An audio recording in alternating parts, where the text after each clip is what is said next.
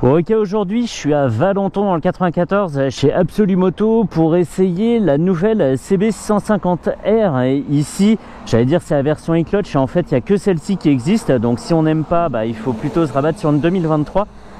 Mais avec une 2023, on n'aura ni le nouveau phare, ni le TFT de 5 pouces, ni des petites choses qu'on va voir. On va y aller tout de suite avec la fiche technique. À l'avant, on a toujours une jante de 17 pouces, ici avec un Dunlop Sportsmax Road Sport 2, un enfer à prononcer avec deux disques de 310 mm et des étriers radio Nissin avec 4 pistons montés sur une fourche Showa SFF BP inversée. On a 15 litres 4 de réservoir, on a gagné 0,4 litres de contenance, c'est bien. Avec les consos des motos actuelles, ça fait quand même un petit gain en autonomie qui est toujours sympa à prendre. On a toujours ce 4 cylindres en ligne qui développe à 95,2 chevaux, ce qui ne l'empêche pas d'être bridable à 2. Il développe cette puissance à 12 000 tours, ce qui est très haut dans le régime. On n'ira pas forcément jusque là aujourd'hui avec le sol mouillé. On a 6,5 mètres kg de couple à 9500 tours minute, soit 1000 tours plus haut que la version 2023. Une boîte 6 ici avec le e-clutch qui rajoute 4,5 kg sur la balance pour porter son poids à 207 kg. Une selle toujours à 810 mm de haut et toujours un pneu en 180 de large à l'arrière avec un disque de 240 mm de diamètre et un étrier Nissin simple piston. Cette année elle coûte 9150 €, soit 450 € de plus que l'année passée. Mais si on prend en compte qu'on a maintenant un TFT, la dernière de la gamme à en être équipé, et l'équivalent d'un shifter Bleeper, finalement c'est comme si elle n'avait pas augmenté de prix.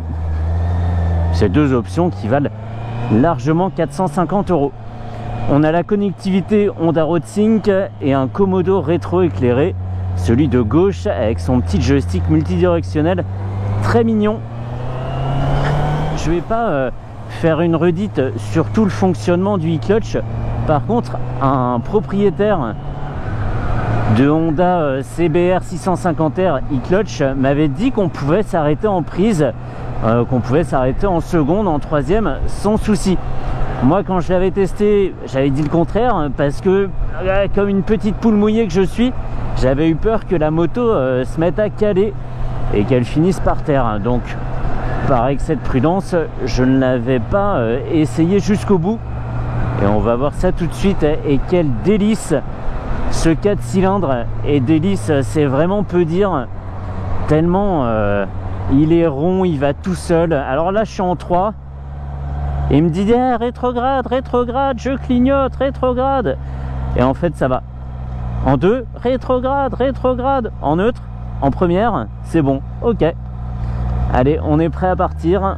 Un peu déroutant toujours de pas avoir à manipuler le levier à gauche, et toujours avec cette sensation de vieux câble grippé quand on est justement au point mort, cette sensation de poignée molle qui accroche, ce qui est un peu antinomique, mais c'est comme ça. Et quand on roule, on a une poignée au feeling tout à fait normal. Berk, les projections de flotte là.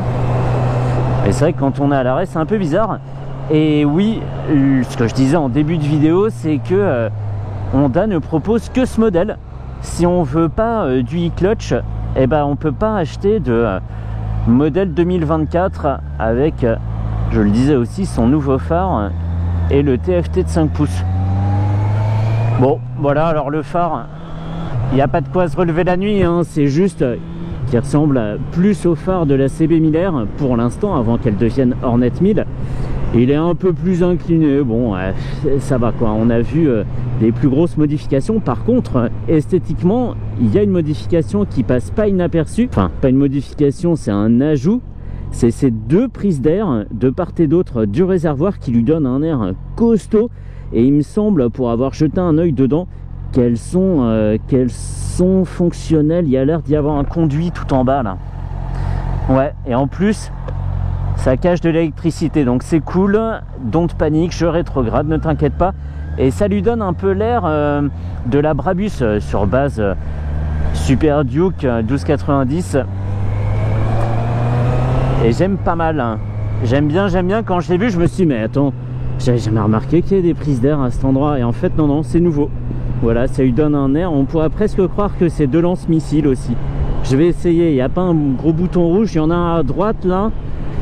Si je clique dessus, ça fait quoi? Ça coupe la moto, il me semble. On appelle ça aussi le coupe-circuit. Allez. Donc voilà, c'était surtout pour présenter ce qu'il y avait de nouveau sur la CB150R cette année, en 2024.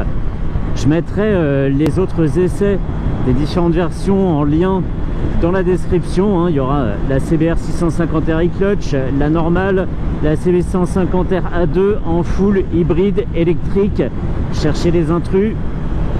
Et vraiment c'est d'une part la magie Honda, parce que voilà, on a une prise en main qui est instantanée sur cette machine, et en plus c'est aidé par la présence du 4 cylindres, un 4 cylindres donc on en mangerait franchement. S'ils vendaient des petits chocolats en forme de 4 cylindres Honda, je t'en achèterais des caisses et des caisses. Ah, j'imagine le goût d'ici quoi. Onctueux, savoureux, et ça va tout seul. On est doux sur la poignée de gaz, la moto nous emmène à un rythme stabilisé et très tranquille, sans volonté d'aller plus vite. Et c'est tout ce qu'on lui demande. Et comme annoncé en début de vidéo, et pour une fois je tiens ma promesse, je n'irai pas voir en haut du régime, même si Honda met en avant un nouveau contrôle de couple, tout simplement dans les modes de conduite, qu'on peut le régler. Pit pit.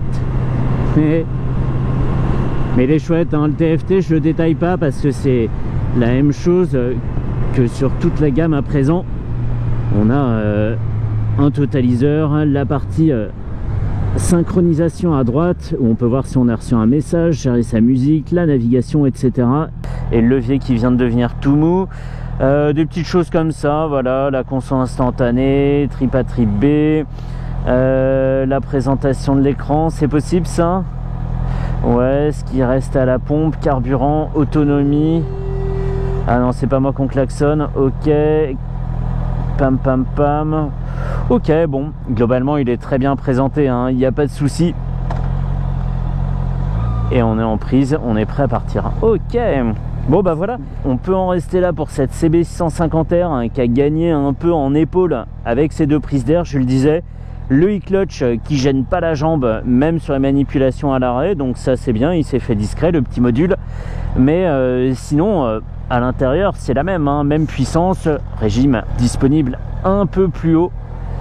Mais sinon ça reste la même machine bien connue. Bon voilà. Il y avait un flaming sur cette Twingo là, un truc de dingue. Voilà pour cette petite vidéo du dimanche en guise de le saviez-vous ou quoi de neuf sur la CB150R en 2024. C'est aussi sympa de faire ce genre de petite mise à jour.